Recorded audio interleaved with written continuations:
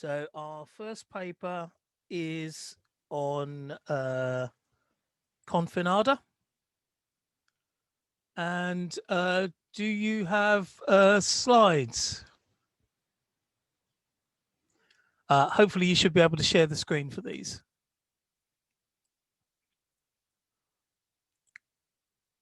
Yes, excellent. So you have 20 minutes. I will wave when you've got 5 minutes to go.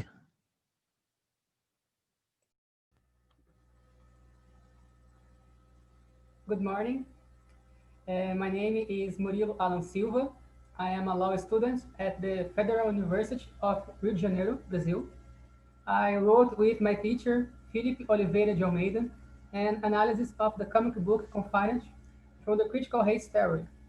We are happy for the opportunity to present our work to everyone, especially the wonderful art of Leandro, Assis, and Triscila Oliveira in the comics of Confinada. Now, Professor Phillipe will start our presentation. Hi, good morning everywhere. Thank you, Murilo. So, first of all, we would like to share, we would like to thank you for the opportunity to participate in this discussion forum. Pop culture has always been a privileged space for reflection on the present time, and viral visions and post-apocalyptic fantasies are ideal ways of portraying our anxieties about the political, economic, cultural, and environmental crises that dominate the 21st century. In Brazil, great artists such as Laerte, Glauco, Angeli, Aroeira have always used comics as an instrument of social denunciation and analysis of our culture.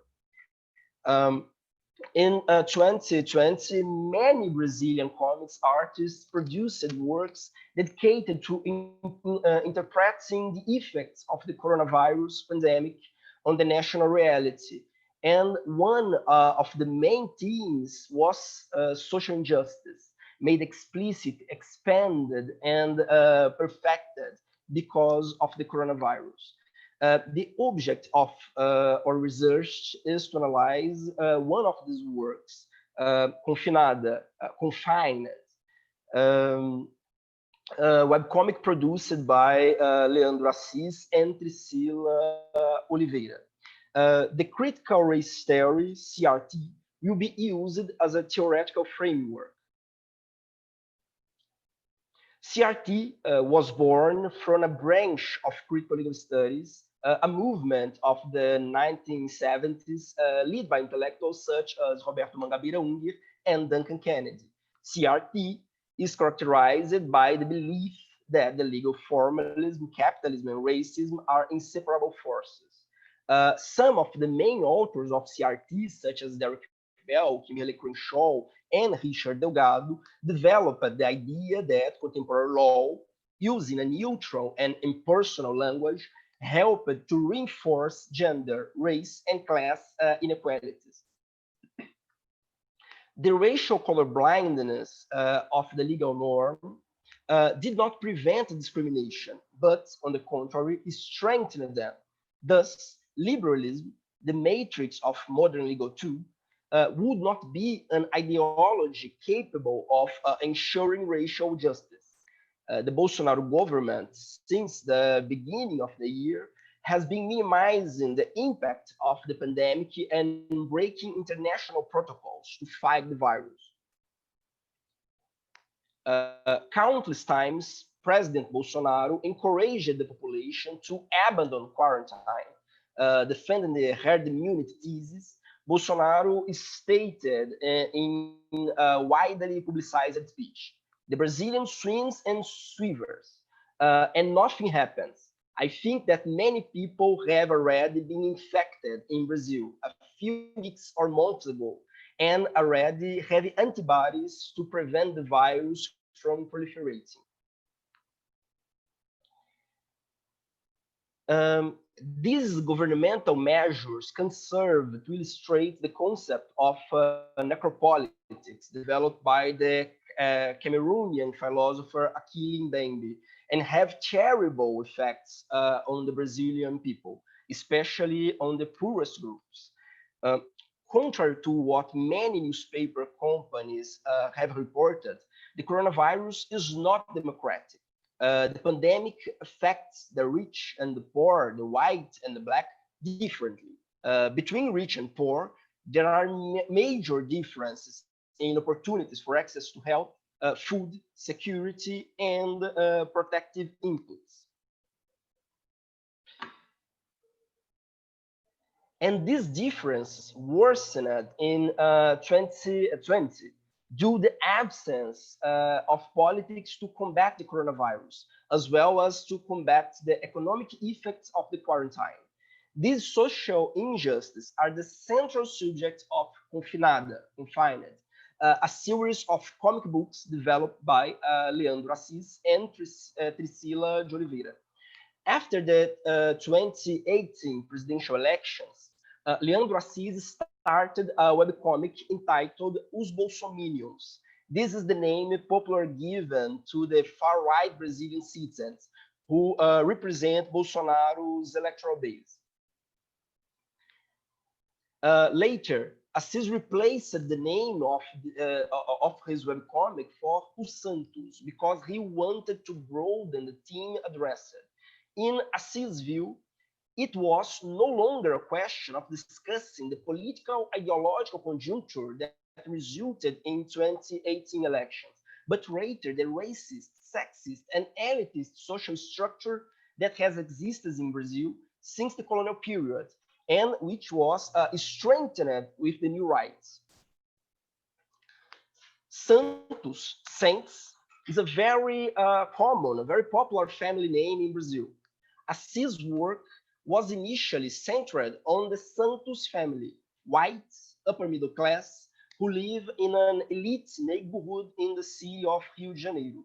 Like many other wealthy families in the country, the Santos family consider themselves saints, immaculate, and ignore the role they play in the system of oppression and exclusion that underlies Brazilian society. Since the first Os Santos comics, Assis has dedicated many pages to the Santos family's relationship with its housekeeper. One of the main slave legacies in Brazilian culture is the presence in almost all middle-class houses of housemaids. These workers, in most cases, began to perform these functions in childhood. They have no labor rights, are not unionized, live in the employer's house or in nearby favelas, and are treated as properties. Many employers claim that their maids are almost family. In fact, it is common to find housekeepers who work in the same house in which their mothers and grandmothers served. However, hidden under this apparent familiarity and affection, there's always a web of microaggression and abuse, including sexual abuse, to some extent similar to those represented by Celestine in the book Little Fires Everywhere. Os Santos explain these microaggressions and abuses. As Assis stated in an interview, we have a slave trading, prejudiced, classist, and extremely selfish elites. Our elite is fighting furiously to maintain privilege and keep an entire portion of the population in the condition of subordinates. Until when? We are in a sad moment when neoliberal politics and setbacks in moral behaviors will represent a worsening in lives of the poor and minorities. We can only face this, talk about the situation, and try to promote discussion, reflection, and embrace the elites.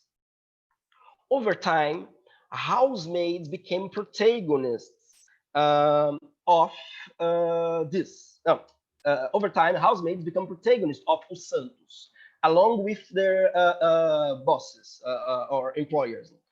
Because of this, Assis decided to invite the black cyber activist Triscila Oliveira to write the stories with him. Oliveira belongs to a family of maids and used many of his personal experiences to develop episodes of Os Santos.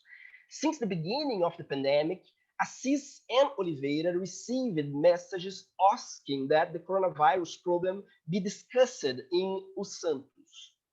But the authors choose to create a new webcomic to specifically discuss the relationship between employers and housemates during quarantine. So, Confinada came about. Many regions of Brazil have included housemates among essential services, which are prohibited from being quarantined. Most of these workers working informally, that is, without registration and therefore without labor rights, such as paid holidays and leave on weekends, were forced to continue working in order not to lose their source of income. News reports show that some housekeepers have been infected with coronavirus by their employers. However, while employers recovered quickly when they were seen in private clinics, housemaids often died waiting to be seen in public hospitals. This is the central theme of Confinada. In Oliveira's words, the inspiration for the characters comes from our experiences with several confined women out there. Confinada addresses the relationship between the digital influencer Françoise dos Santos Clement, also known as Fran Clemente, and her maid, Ju. Like many whites in Brazil, Fran is proud of her French ancestry and European citizenship, which would make her different from the rest of the population. In an episode about identity, two scenes are superimposed. In the first scene, Fran talks to her followers on Instagram about her French roots. In the second scene, Ju and her daughter watch the movie Black Panther, and the child asks, "Did we come from Wakanda, mommy?" The mother explains to her daughter that her ancestors were kidnapped from Africa and that it was no longer possible to reconstruct her family's place of origin. So the girl chooses to recognize herself as a citizen of Wakanda. During the coronavirus pandemic, two of Fran's three maids, Marli and Dinah, decided to suspend work to protect their families. Only Ju remains on the job. But in order not to have to travel every day from his house to his mistress' house, he chooses to be confined with Fran. Fran suspends Marli and Dinah's salary, but Ju begins to help them financially. As a digital influencer, Fran spends more time interacting with his cell phone than with the people around her. She pretends to her fans on the internet that she is a conscious, empowered, and modern woman, but Fran's posture revealed that he's an authoritarian and prejudiced person who retains the worst tendencies of national elites. In an interview, Oliveira argued, digital influencers live by making nothing. They are famous for boasting a futile life. They make fortunes. While we have so many other people producing wonderful content who don't even have the money to pay the rents. Against Ju guidelines, Fran decides to have a party and contracts coronavirus.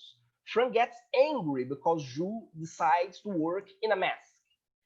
In one of the episodes, Fran talks to her Instagram followers and says she doesn't know how she contracted coronavirus.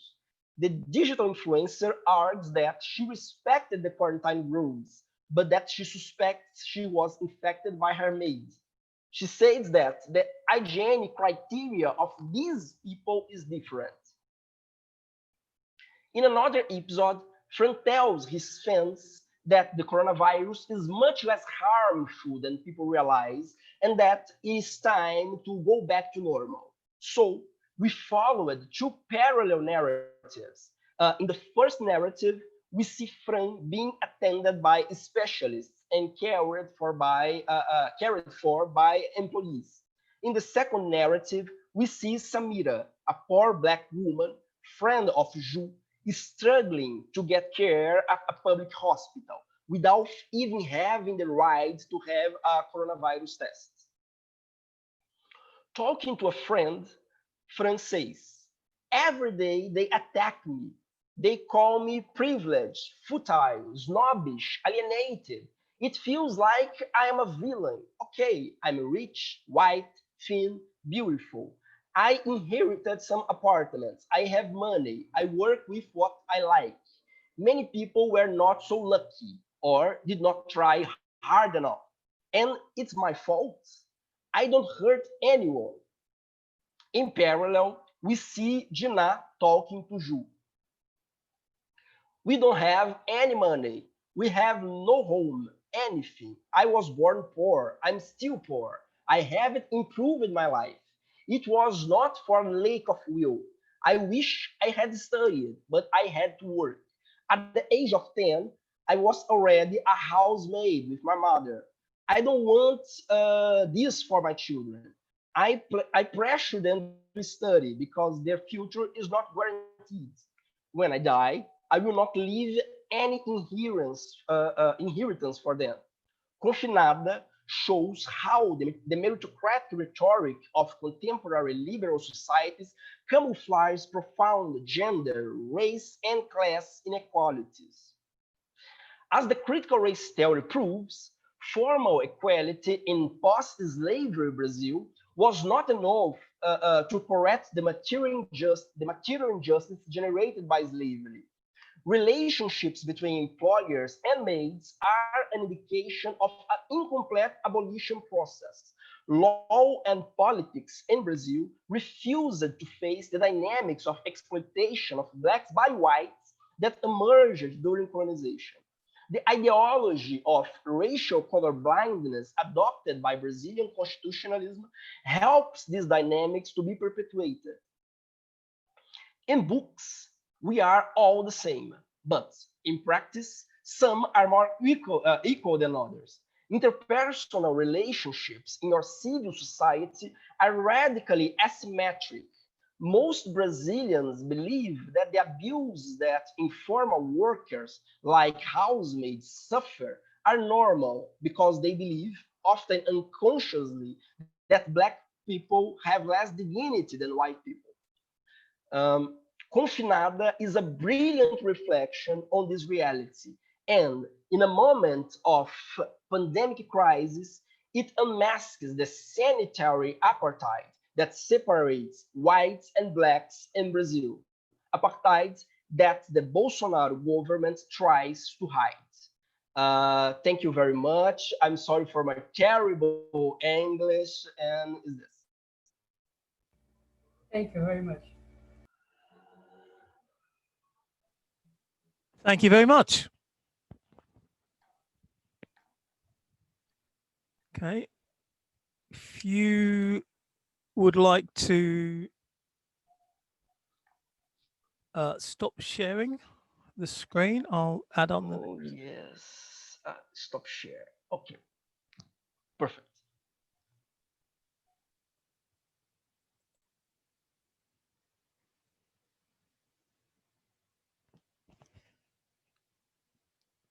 Okay, next paper is from me, and it's on Why the Last Man and toxic masculinity. So let me just see if I can.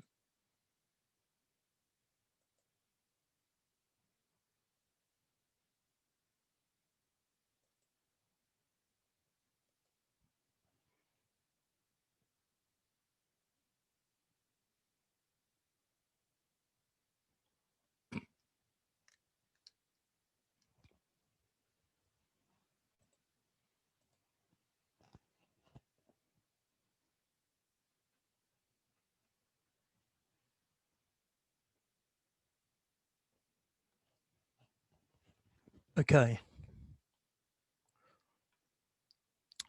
So this is in part a study of one particular graphic novel series, and in part a discussion around how graphic novels and comics deal with some issues around pandemics and viral outbreaks.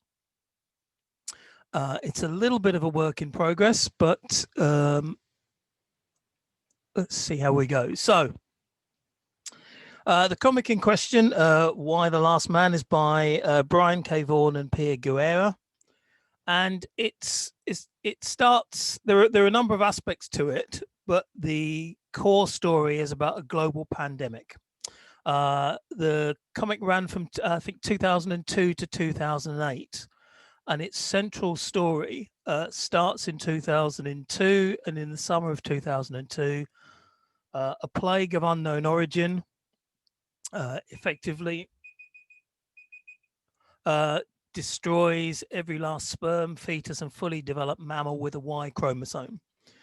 At the start of the story, the only exception to this is Yorick Brown, an amateur escapologist, and his pet male helper monkey Ampersand. So they, at the start of the story, they are the only two males surviving. And what the story tells, or what the series invites us to consider, is a notion of gendercide. So the extermination of approximately 2.9 billion men, around 48% of the global population. And it works in part as a dystopian narrative and in part as a conspiracy thriller that considers what happens when a global pandemic occurs. Okay. Now you can see this is one of the opening images from the story, where we effectively see something happening to all the men and them suffering what appears to be some kind of illness. And then it's gradually realized that this is not just all over the city, the action taking place in the beginning in New York and in America, but possibly all over the world. And the initial question is, are all the men dead? As we discover that all the men are dead, what then happens? Now, during the action of the story, several explanations are put forward for this plague. The most likely one that is put forward is that effectively this is a weaponized man-made virus that is unleashed as an attack on China. So rather than the virus allegedly coming from China, it's used as an attack on China, and it's an attempt to limit conception and limit the birth rate in China, and to also crash the Chinese economy. So a notion is put forward of China as a threat that needs to be controlled, and one of the ways of doing this is to engage with a weaponized virus. A second explanation that's put forward is that human cloning has happened, and cloning makes men unnecessary, and so as a consequence, nature destroys them. Sorry, I saw something come up in the chat, so I'm just going to make sure.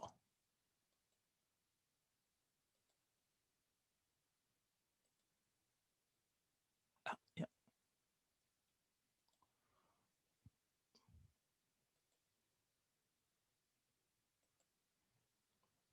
Okay.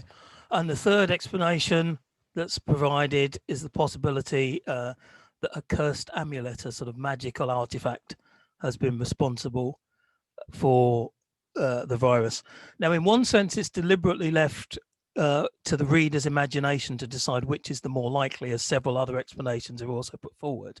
But in another sense, there is a conspiracy narrative that runs through the text that also considers this notion of a weaponized virus being something that would be employed by the state. So there is a narrative about how superpowers actually engage with each other. Okay. So the initial reaction to the viral outbreak is to consider this as a dystopian apocalyptic narrative And in such narratives, which are replete throughout graphic novels and literature, society usually collapses as a result of the pandemic. And so some of the ideas that are put forward here are the notion of society plunging into chaos, a loss of infrastructure, an increased sense of alienation amongst the population as effectively an entire gender has disappeared, loss of control and loss of faith in societal institutions, estrangement from families and estrangement from society as society breaks down, dislocation from what we think it means to be human, and also discussions about increasing lawlessness. And on another level, there is a discussion around what we lose in society when we actually effectively lose one gender. And you can see here in the middle image, as characters within the story are discussing things, one character says it suddenly hits them today that the Rolling Stones are all dead. Okay, so we're invited to consider a world without men and what that might mean. And the notion of there being a last man or a pandemic that wipes out a large proportion of society and leaves one last man, one sole survivor to make sense of the new world is part of an apocalyptic vision, which is a common fictional narrative. Going back to around 1826, Mary Shelley's The Last Man considers a world that's been depopulated by plague. Richard Matheson's 1954 I Am Legend also engages with the idea of a last man making sense of and surviving a world, in this case, engaging with zombie and vampire issues. And the central considerations of such narratives are of society failing due to some form of pandemic, with one lone man surviving and with one lone man potentially having the opportunity to remake and save society. Why The Last Man continues this trend, although arguably from a different perspective, where the sense is not necessarily that the last man, the last surviving man, is actually going to be able to save society. And in fact, throughout the narrative, there are times where he is shown as being somewhat helpless, somewhat problematic, and actually a contributor to problems. But instead, it considers how society focuses with one last man in it, but effectively with that last man a peripheral figure, although he is ostensibly the center of the story. So part of what this does is helps us to contextualize the idea of the last man. Horne looked at the last man as being the tragic hero of an apocalypse that's deprived of any theological framework. There is no last judgment. There is no new Jerusalem. Society effectively just ends and enters into a godless state. A last man is also sometimes seen as being the figure of an entirely secular catastrophic futurity. But the modern apocalypse can provide for ways of viewing the last man and of looking at scenarios that bring forth a specific reaction to knowledge, a specific reaction to the way that society has kind of damaged itself. In this case, part of the narrative and part of what we can take from the story is the manner in which many of the problems in society have been caused by and are perpetuated by men, and the ways in which society can potentially be remade free from male destruction and free from male domination of society structures in the industrial complex and neoliberal markets. So, the dystopian pandemic narrative reflects a range of social anxieties about the breakdown of norms. And here within this story, we very quickly see all of the things that are normative aspects of society that disappear in certain contexts. The majority of the army is gone. The majority of the government is gone. The majority of the financial institutions are gone simply by the fact that the men have all disappeared. And of course, men dominate some of these areas. There is a sub-narrative around the state of Israel and Israel's military might surviving because of women involved in the army. And that becomes a factor that is discussed throughout the storyline. But otherwise, it's a reflection of an exploration of how quickly various norms break down once you take all the men out of the equation. It also addresses issues around the threat of otherness, and in a reality in which there is essentially one man and women are the majority, almost the entirety of the population. It is the man who is at the center of the story who begins to experience the notion of otherness and the fact that he no longer operates a position of privilege. And in aspects of the story in the early stage, he does not respond to this particularly well, and is castigated by other characters for his apparent helplessness. It reflects some issues around race, class, and religion, and there are challenges to Orthodox religion where it is run by men, and where it has to essentially remake itself once those male figures at the top of organized religion disappear. And there are some interesting discussions around the nature of societal aggression, which modifies itself, morphs itself, and changes so that there is less of a male. There is obviously with the loss of all the men to society, there is a loss of the societal aggression that is predominantly dominated by men. There is, in one sense, a sense of lawlessness that pervades the narrative, but it's a different kind of lawlessness. In one sense, it identifies that there is less of a need for traditional law and order structures. Again, once you take all the men out of the equation, there is less violence, in one sense. There is also an explanation and an exploration of the power of government and the abuse of power.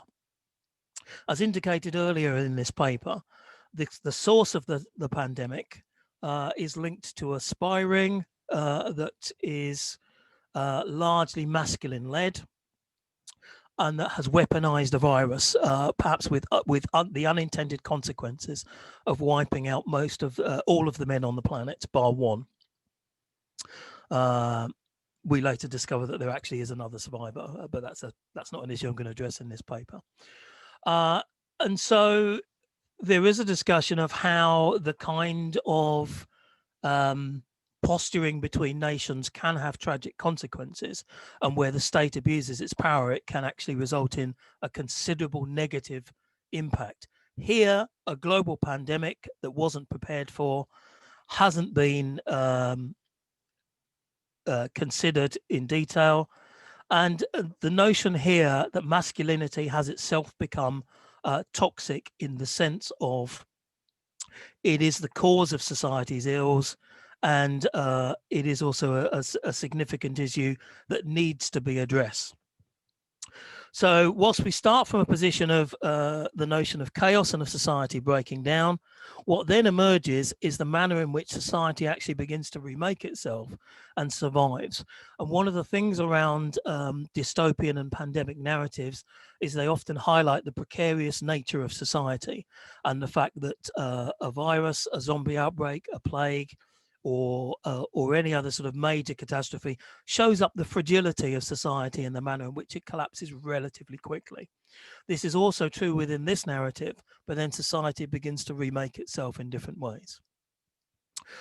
And one of the things that is articulated and explored within this narrative are some environmental themes.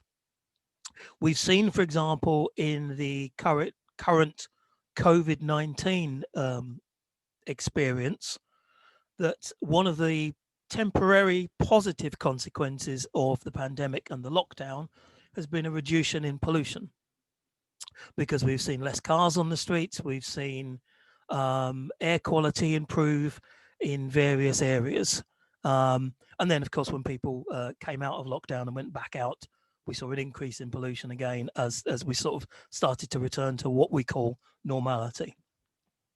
Here we have the global effect of the loss of toxic masculinity, and the environmental theme that then emerges is this idea of there is less pollution. There is less conspicuous consumption, which is frequently driven by men and is frequently driven by masculine concerns and masculine dominance over neoliberal markets and the means of production. Once that is taken away, part of what the narrative explains is that a world that is largely populated by and run by women no longer has the same desire to return to those forms of conspicuous consumption and those forms of neoliberal markets dominating society. And so automatically there is less pollution. There is a reduction in conspicuous consumption. There is a decline in the use of neoliberal markets and a move away from the existing treadmill of production. And this also is driven by a less male-centered anthropocentric viewpoint, which means that in some areas there is rewilding and a return to nature, and what is arguably a more agrarian and harmonious society. So here, the story also examines and looks at a variety of issues around conspiracy theories and the way in which toxic masculinity continues to harm the planet. It considers the failure of contemporary society and how society can remake itself once you actually remove some of the toxic and problematic ideas that are prevalent in contemporary society. It also examines concerns about corruption, the abuse of power, the weaponized virus, and the failure to consider how to deal with viral outbreaks and how to deal with global pandemics. There is a meditation on the nature of toxic masculinity and the harm that this causes, and a powerful environmental message hits home throughout, examining the way in which society could be run along different lines if we are forced to confront the problems that exist in contemporary society and how we can remake society without necessarily being driven by traditional concerns of power and dominance.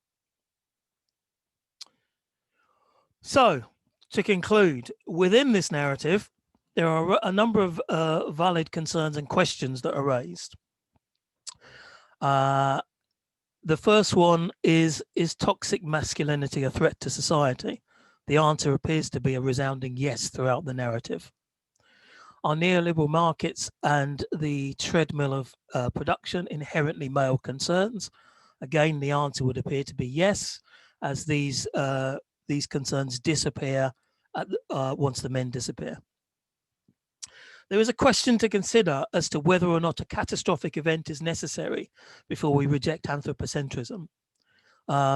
Given that we have had environmental concerns throughout contemporary society and yet still haven't solved many of the problems of poor air quality, environmental devastation, deforestation, etc. Is it only through something like a catastrophic event, a global pandemic, that we reject the anthropocentric viewpoint and consider to protect society along environmental lines?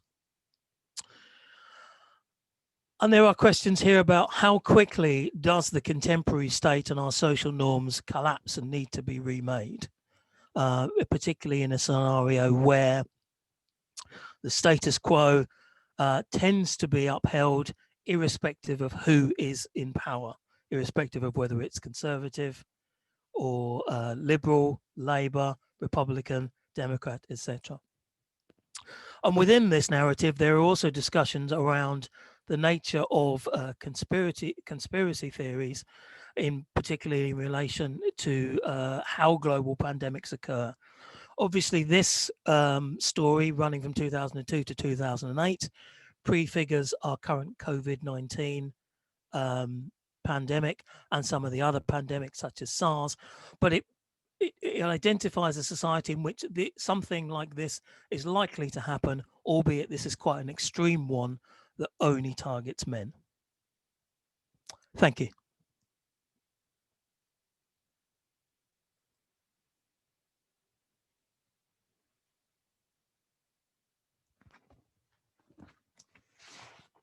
And I will move on to our third paper, which is entitled Come Together After the Zombie Apocalypse, Political Philosophy of the New Social and Political Structures. Oh, thank you very much. I try to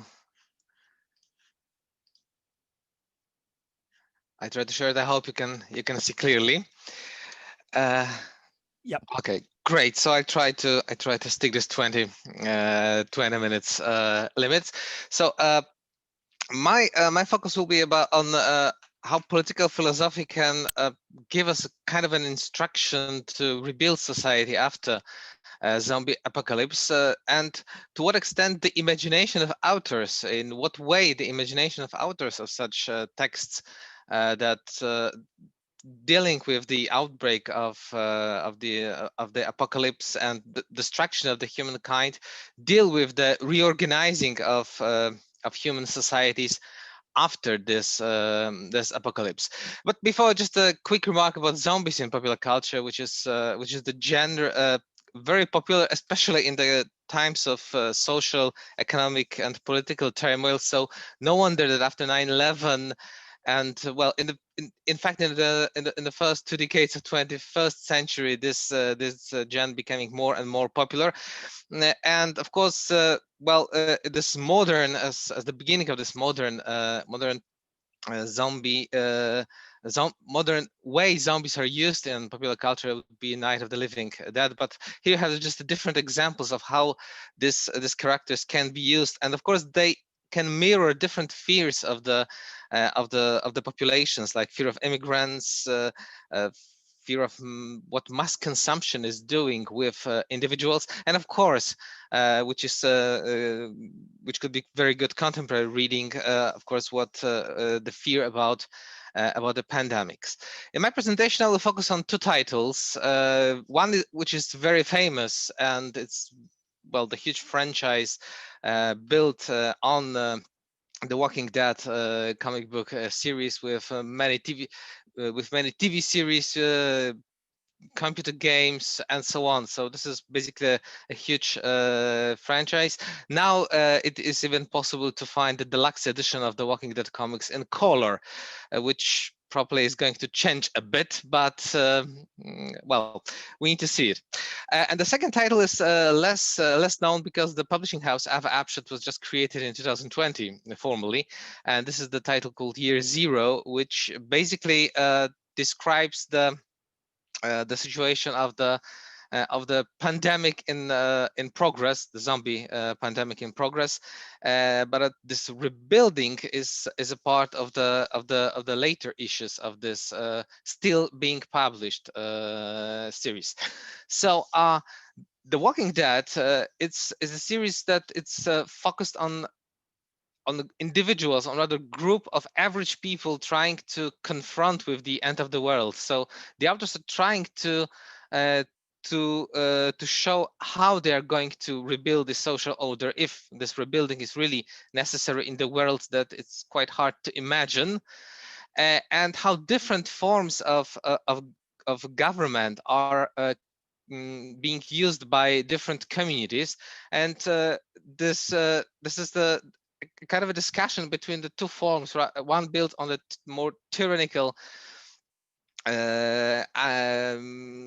tyrannical power, and the other that are built on the consent of the governed. So we have this conflict of different social contract theories. This is the cover of Polish edition of the Walking Dead comic series, with the title, which is a kind of the translation. Żywe trupy is like Night of the Living Dead, rather Walking Dead, but that's how the Polish publishers adapted this series. However, the Year Zero is mostly focused on a bit different perspective, as we can look at the apocalypse happening in various parts of the world. So it is a more global approach, but this global approach is provided via individual experience of people living in different parts of the world, like Japan, Mexico, United States, and I think Britain is the fourth place. The second volume, which is being published right now, it's going to be devoted to the rebuilding of the society. But well, how this rebuilding will be suggested by the authors is going to be well, we're going to see in the next months with the publication of the later issues. Zombie apocalypse is basically associated with the collapse of social and political order. Only small group of survivors have to deal with the, first of all, zombies, which are not very well, nice creatures, helping to find themselves in the new circumstances. They are endangering the basic survival of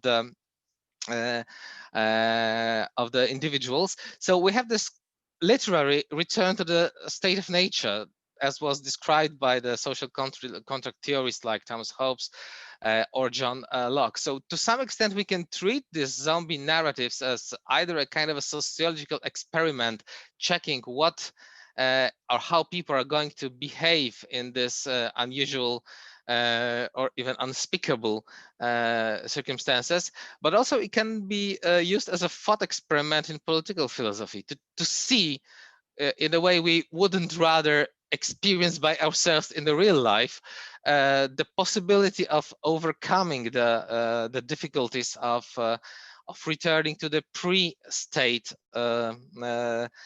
situation. Of course, this return to the state of nature means that we are coming back to the natural existence. So there's no social, no political ties between us. Mostly, it is quite often suggested in the zombie narratives that people are up to themselves. This was the case of this kind of a zombie vampire narrative presented in I Am a Legend by Richard Madison. So it's basically about survival of the fittest, but this survival of the fittest is basically the survival of the best equipped man or a group of men in the world where they have to fight for the scarce resources. They are constantly endangered by the Walking Dead, but they are also endangered even more by other people that are fighting for the same resources they want. And here comes one reflection that the authors of the comic books are they have a quite limited imagination about what ways we can use to reconstruct the society. So they really cannot accept or they can't imagine the world without a really serious power, authority directing the actions of groups of survivors. Well, the state of nature, as depicted in for example, The Walking Dead, is quite a brutish, like Thomas Hobbes explained. People fighting for survival, organizing themselves in a smaller groups, but still not able to profess what's going to happen with them over the next hours, the next days. There is a plot about one of the characters, the major character, Rick Grimes' wives, giving a birth to a child, and she's really concerned with the future of the child in such terrible circumstances. In the year zero, the state of nature is getting a bit more of an explanation. That the result of the pandemics might be a human quest for knowing their origin, and the virus, the possible virus, that caused this pandemic, is the result of the human research in the beginning of the humankind. Well, as in The Walking Dead, the nature of the apocalypse is unknown, and this is a very old trick used, that just the major character is waking up after being in a coma in the world totally changed by zombies, basically. So what offers do we have suggested by the authors of especially The Walking Dead, because that's the text I'll be focusing on now. It's basically the conflict between two social contract theories.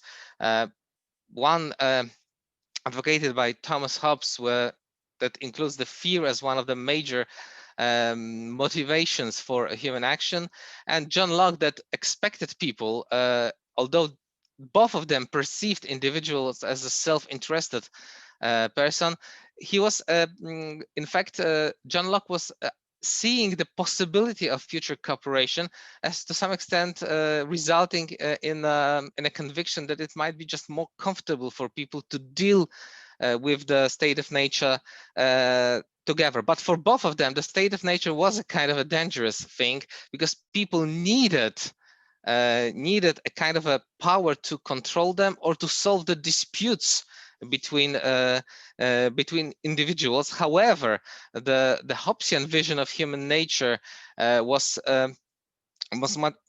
much worse, and his offer of power was more authoritarian look, with a very strong government able to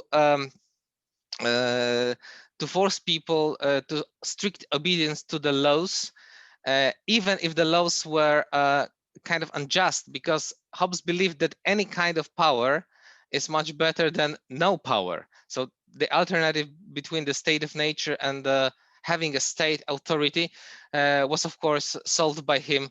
He preferred any kind of state than return to the brutish state of nature. Locke believed in the more cooperative tendencies between individuals, and he was also more offering more individual freedom towards individuals, and he minimized the role of the government to protecting the citizens. However, if the government was not willing to fulfill the interest of the society, the citizens had a right to change it. So I just used two characters from The Walking Dead to illustrate it. Well, 993 issues is quite a lot place to choose examples from. So I will just stick to Rick Grimes and the Governor, which are the first instance of that conflict clearly highlighted. So we have the Rick Grimes, who is the police officer, which makes him kind of a natural leader for the group that he finds after returning to life in the new circumstances. And he is a leader, well, because of the consent of the group that chose him in the second volume of collected edition as a leader. So in the page reproduced to the left, you see the moment when Dale informs him that he was talking with other members of the group, and they chosen him to become a leader. Although this leader has to face a very difficult choices, especially in protecting the group's security, and making sure that everyone respected the unwritten rules that they have. Well, keep in mind, there's no state, so people has to reconfigure the ways they are living. And in the moment of punishing one of the perpetrators of the crime a bit too much, leads him to a conflict with the group, and the group decides that he shouldn't be solely responsible for leading the group, and they are creating a kind of a council. That again proves in a later narrative to be not a very wise choice in the face of the conflict with the governor, but still he accepts it, that this kind of a shared power.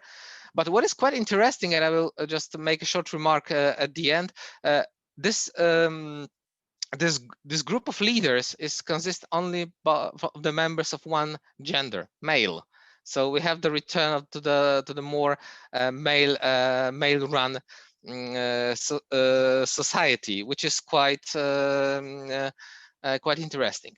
On the second side of the axis, we have the governor, which is which I interpret as a more Hobbesian authoritarian leader. He leads the Woodbury community, and on the side and for the members of the community, as presented here, he's a quite nice person, taking care of people's needs, interested whether they have something to eat. But to the people from the outside world, which is also a very Hobbesian approach, because Hobbes expected the authority to take care of his own population, not the others.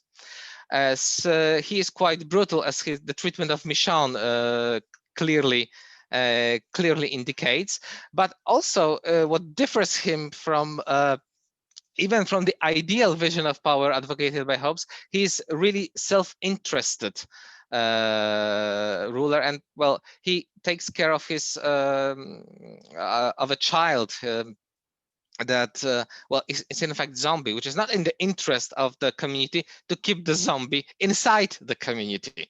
Well, they should be outside for the purposes of the safety. So he has this kind of a leaning towards fulfilling his own interest, and the clash of these two characters is inevitable. Rick Grimes and Governor, especially when the governor is really badly treated in a revenge by Michon, and his will of revenge means more to him than taking care of his community, and he is willing to go into the conflict with the other community just for the sake of his own needs and willingness to revenge. And the battle for the prison, that's a kind of a shelter for the Rick Grimes group, results with many victims on both sides. However, this shelter the Rick Grimes group finds can lead us a bit to adoption of a different way of organizing society.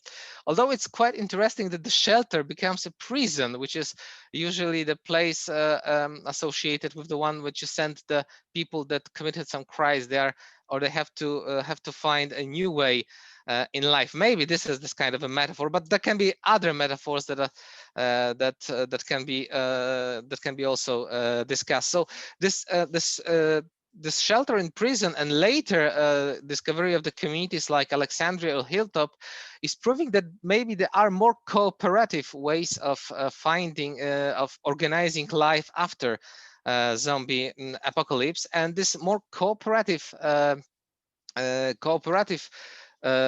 ways leading us to Peter Kropotkin and his idea of mutual aid. That is basically an expression of a social solidarity. Kropotkin believed that people can organize themselves without the external power, without the government, because they have this collective instinct that together they can do much more. So he reversed, in fact, this Darwinian survival of the fittest to the survival of the cooperating communities. And he gave examples from the ancient Greece or from the medieval times, that this kind of communities that share power according to the knowledge of the members, the abilities, can do much more to regain a good life after. It might suggest that this cooperation, as this more collectivist anarchism is advocating, might be the way to regain a certain order, but the certain order is not imposed by the state organization, but the free individuals by themselves. So maybe it is possible in this after post-apocalyptic conditions to create more anarchistic. Well, the anarchism may be a kind of an answer to the needs of the regaining a certain social order. But what really struck me, and this is a kind of a fun fact at the end, is that no matter what apocalypse can happen in this narratives, the gender roles are not changed. In fact, the males are supposed to protect the group, and one of the examples that it occurs almost at the beginning of the story is the fact that the traditional roles division between the gender is kept even after apocalypse. So like the females, for example, washing clothes and males hunting. So it's quite interesting that, and of course we can think why this happens, that the authors of such texts are clearly trying to use the ways the society is organized pre-apocalypse and move it again or use it again in the post-apocalyptic world, when maybe the different approach would be more successful in organizing the society. Thank you very much.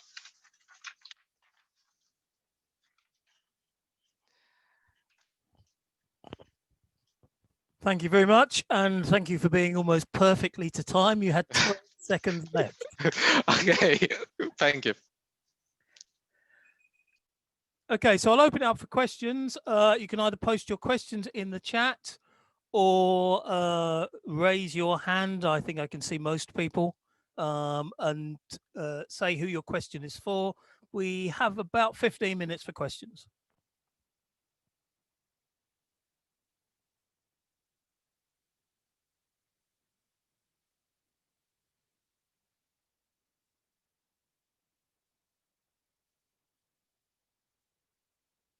He said to a stunned silence. Ah, Maxime. Yeah. Okay, I think, did I fix my microphone? Am I? Yep, I can hear you, yeah. Okay, thank you very much for your presentations. It was really interesting. I was thinking of sort of in the idea of the comic of the, was it called Y, The Last Man, I think. So sort of the idea of the question you asked, do we need a catastrophic event to reject anthropocentrism? In a way, thinking of the gender roles, looking at The Walking Dead, then you would say that the catastrophic event did not lead us to change our society according to the gender norms, because they are still reestablished.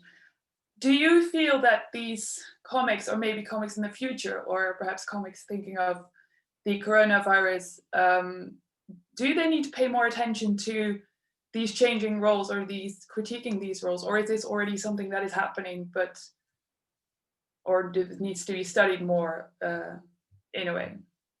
Is that a clear question? Yeah, it is. I mean, I think they probably do need to pay a little bit more attention to them. Although there are comics creators who are now looking at, you know, changing gender roles and responding, for example, to concerns like Me Too and also concerns like Black Lives Matter. And I think one of the things that comics do, probably even a bit quicker than films do, is they do respond to social events, and they do respond to kind of sort of social catastrophes. And so when we were putting the program together and I was coming up with the initial list of things to ask people to respond to, I started to think of all the comics that I'd looked at and that I'd read that deal with social issues. And you can go back to the 60s and look at this may not be the best example, but the way that, for example, Marvel responded to the civil rights crisis with the Black Panther, and then Luke Cage, and a few other things, and how it responded to racism, arguably, with the X-Men and things like that. And I think comics like The Walking Dead, the fact that, as our last speaker said, that there's now some 900 or whatever issues it is, you know, this it's been running for so long, and it started by looking at that kind of pandemic long before we had our SARS, our bird flu, our COVID-19. I think one of my concerns, and I don't know if our last speaker would agree, is that sometimes these are themes that those kind of more problematic themes are picked up by independent comics more than by the big three. I think that's kind of my perception. But I take into account I am likely missing something that someone's going to go, but you've forgotten about that. But I think they tend to be the sort of purview of the more independent and creator-owned comics, rather than possibly coming out of the corporate sort of comics world. So again, that's one of the things that I think. But I think, yeah, there is some good stuff out there that does kind of look at these things and thinks about how gender roles need to change, how our environmental approach needs to change. I mean, if you think about environmentalism, this is where I'm about to go back on what I just said. Swamp Thing is largely an environmental comic, I would suggest, and that's published by one of the big three. So, yeah. If I can add a bit, I agree that this is the issue with the more outer-oriented publishing houses like Image, Aftershock. that allows more freedom in expressing this social, ecological, or gender concerns. And if you look at the library of the titles, you will find many of them. One that comes to me, which is to some extent concerned with animal rights, is The Animosity by Aftershock, which I'm in the middle of reading now. And this is also a kind of apocalyptic situation, when all the animals are able to speak, and well, they can tell us human beings how they perceive us. And well, the approach of the animals is quite different. But I think that the comics are getting more and more aware of the modern problems, the contemporary problems. And of course, with The Walking Dead, this 193 issues is so far over. So there won't be more, hopefully, or maybe there will be a new version of it. But well, we will see. Thank you. Any other questions? I think Leandro has a hand up. No, sorry, I take that back.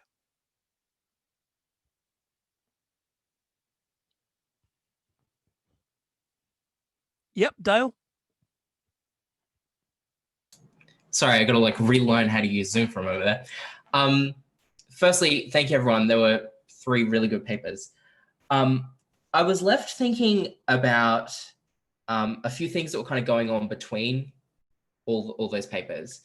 And like the key theme for me, I was thinking about was, you know, an element of like dehumanization in some level, which is happening there.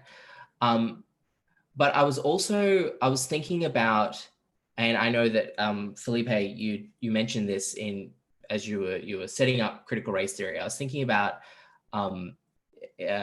Kimberlé Crenshaw, right, and her theory of, you know, intersectionality, and how like I'm going to probably not do it justice here, but you know, that whole idea that, you know, there's not just inequalities on, you know, on the basis of race or on the basis of gender. It's that there are these, you know, these intersections, right, by which there are these certain vulnerabilities. So I was just wondering if perhaps any of the papers which we went through, which of course kind of, you know, touched on different issues when it came to gender or race, but also class as well, and how those different avenues sort of intersect throughout those pieces.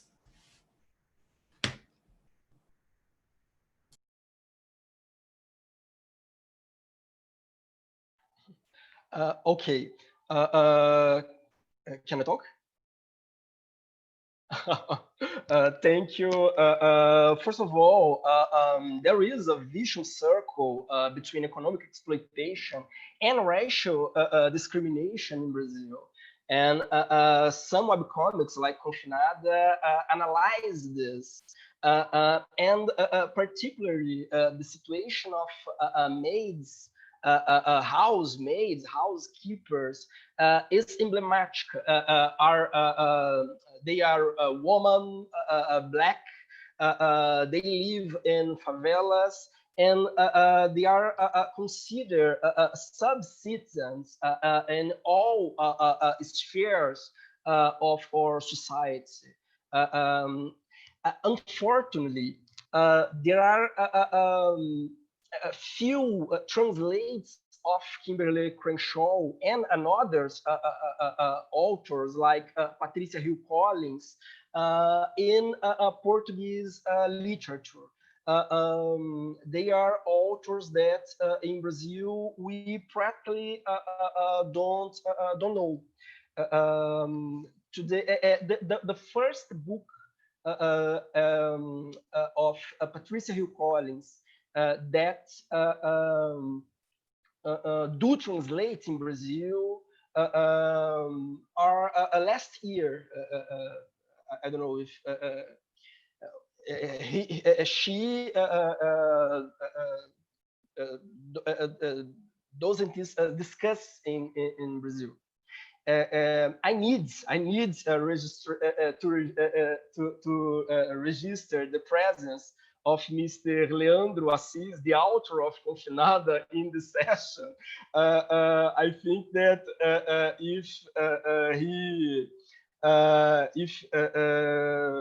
he want to say something about his work, it would be a great joy. Yes. Mr. Leandro.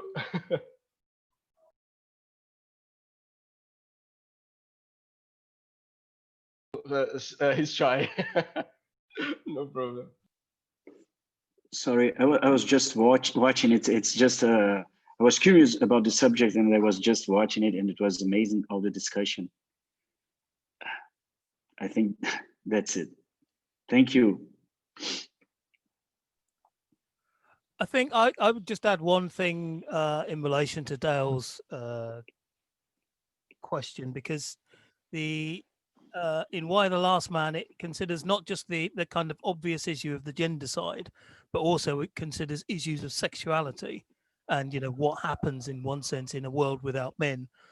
I decided not to cover that today, just because there was only so much I could fit in. So I think I sort of made a couple of choices about how, you know, what to kind of consider in terms of what a core theme is. But certainly that notion of intersectionality does come through in relation to considering sort of gender, race, class, sexuality, and some issues around social status as well. So that, again, there's one of the things that comes up, for example, is it might be quite an obvious thing, but most of the garbage disposal men, people are men. So suddenly you have a situation where the bodies start piling up, and funeral directors as well, sorry. So bodies start piling up, and then suddenly, you know, people have to reconsider how they're going to, you know, their occupations, how some of those kind of sanitation and social control mechanisms will work differently within a changed society. So I think some of those things come together, and there is quite a sort of interesting way to reread some of these texts. I've looked at The Walking Dead as well, through the kind of lens of intersectionality, and I think they lend themselves to that quite well. If I could just add one thing, you mentioned, Dale mentioned the dehumanization, and this is very clearly seen in The Walking Dead. Even it's kind of an accepted by the major characters of the story that in fact the real Walking Dead are the ones that survived the apocalypse, because they are feeling that they are losing their moral grip the longer they live in this circumstances, and their choices became less more like in a really state of nature, when everyone has to fight with everyone just for the self-interest, for the survival. So just basic instinct with nothing nothing more than that. And that's a kind of a sad perspective in case of the real apocalypse we may never, I hope, encounter. Thank you. I think we have time for one more question before lunch, if there's another question.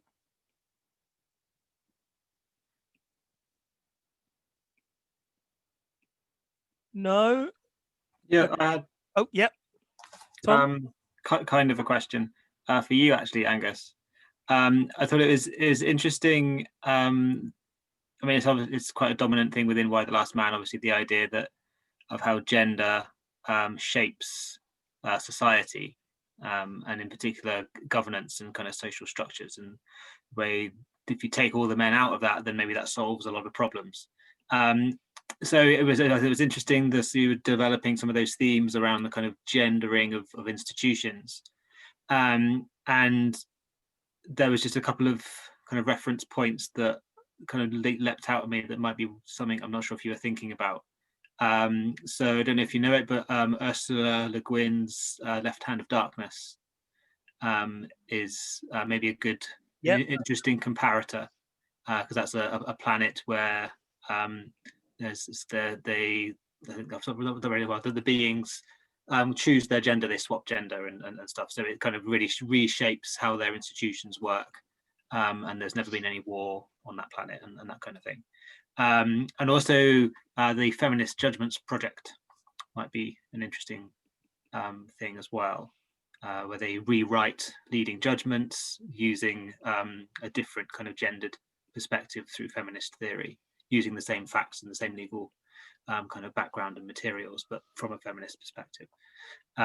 Might be interesting as well. Yeah, thanks for that. And there's an Earth Law, a Wild Law project as well that rewrites, and there's the core Australian version of originator of it. Sorry, I should say, and there is a UK version of it running now as well. And I'm working on part of that with one of my colleagues, rewriting a sort of a tort law judgment from an Earth Law perspective. Let's hope that goes well. But yeah, thanks for those. They're interesting. And there's a couple of points to kind of pick up as a kind of take this forward into sort of a more published piece of work. So yeah, thanks. That's helpful. Okay, if there are no other questions, then I'd like to thank all our speakers and thank all our panel presenters for this morning's papers. Some really interesting stuff. Thanks very much.